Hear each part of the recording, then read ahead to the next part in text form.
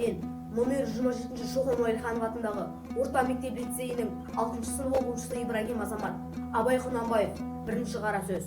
Осы жасқа келгенше жақсы өткіздік пе, жаман өткіздік пе, әйтеуір бірталай өміріміз өткіздік. Алыстық, жұлыстық, айтыстық, тартыстық, әурешілікті көре келдік. Ал енді жерорта жасқа келдік. Қажыдық, жалықтық, қылып жүрген ісіміздің баянсыз, байлаусыз дегенін көрдік. Бәрі қолшылық екенін білдік. Ал енді қалған өмірімізді қайтып, не қылып өткіземіз? Соны таба алмай өзімде қайранмын. Ел бағу жоқ, елге бағым жоқ.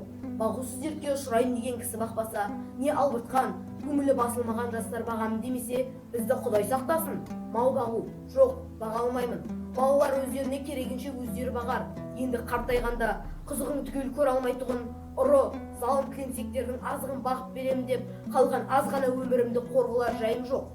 Ғылым бағу жоқ, ғылым бағарда да ғылым сөзін сөйлесер адам жоқ.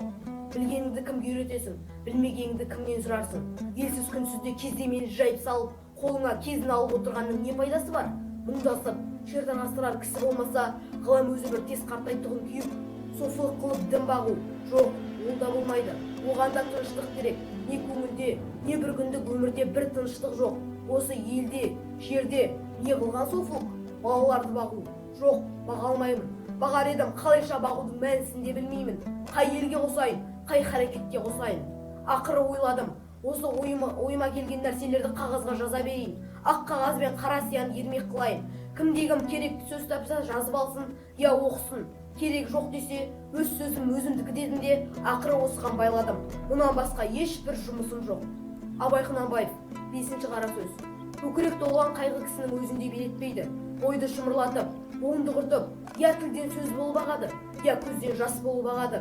Қазақтар, Құдай, жас баладай қайғысыз қыла көр, деп тілегенін өзім көрдім. Онысы жас баладан көрі өзі есті кісі болып, ескермес нәрсені жосып, қайғылы кісі болғандығы.